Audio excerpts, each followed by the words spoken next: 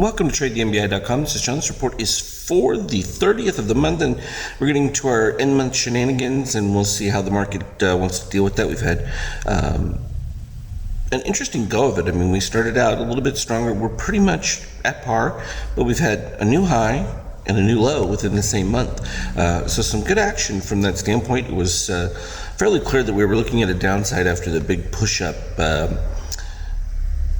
right back here at the beginning of the month, and we pretty much traded back. We tried to get back to that peak, and then you had the whole healthcare debacle fit in between there. But when you get too many people trading to the one side, it was one of those where we'd already had the reset of the shakeout and everything. So after the initial failure of the healthcare, we had that little single-day dip buyback. Everyone bought the dip.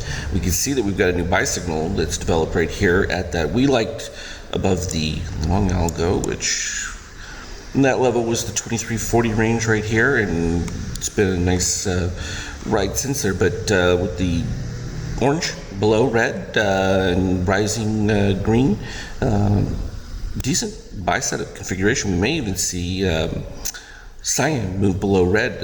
We need to see some long-term buyers jumping back into this. It's kind of an awkward time for them because not quite at new inflows. Speaking of end of month, though, I will also be sending out the indicator renewals. We have the updates that have been working on. Actually, it's interesting too, because if we go back and add in the fib level retrace, you can see that's where the new high has formed, and you can see from those previous ranges going back.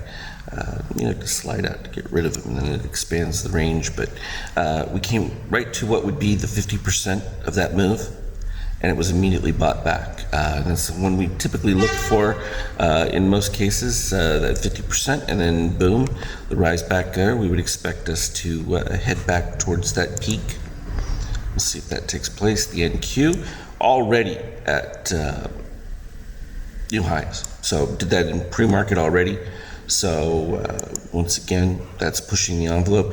The press of the euro, they could sustain it for a little bit. There wasn't much of a retrace that needed to happen with this, but it's just tough to sustain. Now you have bird exit is finalized, that it's happening, and people have to actually deal with how that's going to look and what that really means. So that poses a whole new dynamic to what kind of new trade arrangement they're going to do. But as long as Europe remains in a mess, bodes well for the U.S. Advantage-wise.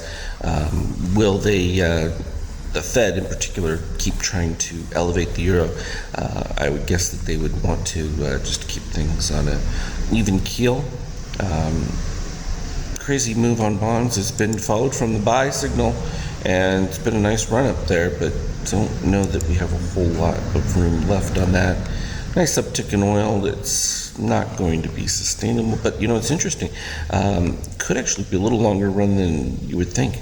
That's a dramatic move from the shakeout as far as buyers jumping into it. You do have this super oversold, I guess you would call it the equivalent of a dead cat bounce with the orange here. Same with the buy. The problem you've got is steel short-term buyers. Huge into this. It's tough to sustain that when that happens, because as soon as the short-term buyers fade, usually you get a nice pullback right into it. And gold, it's going to maintain its elevated status. Oh, here was the 5K. This is with the adjusted versus the old long algo, short algo, and you can see the differential. And let me see if we go to the format section. This is at a 1.38 maximum separation between, so that's like a 38% Fibonacci construct with built into it from a separation standpoint. So it sort of gives you an intermediate range on a reset and then a move up to it. And interesting, because you can get narrowings of it as it starts to get closer to the peaks. For the most part, the adjustments have made on the downside move where new lows are being made. Still have some work on the adjustments for the upper side of it. Shouldn't take long to have that, though. It's just a lot of little conditions and setups that have to be calculated and figured out. From a 5K standpoint, you can see we made peaks all the way back up to that 2360 again. Of course, got to go all the way in the 2090s to get into a new high, but sharp spike buy, lots of covering there. We're retracing that right now because we've got to backfill into that positive extreme, but conveniently right to that 50% point off the peak high.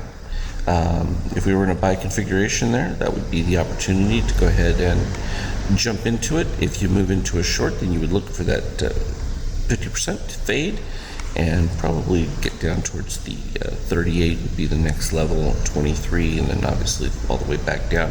The fact that we've made new highs, though, tends to be a bullish situation.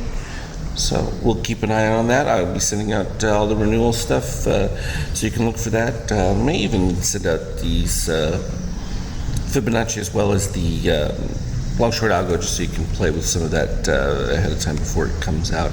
You're not going to have to do anything, and in the adjustments that I'm making, a lot of these details will be factored in, so you don't even need to have it on your screen. It just becomes one of those where you can look at it, but it will automatically be making the adjustments for you, which makes it a lot easier. As always, though, continue to trade well. We'll talk to you later.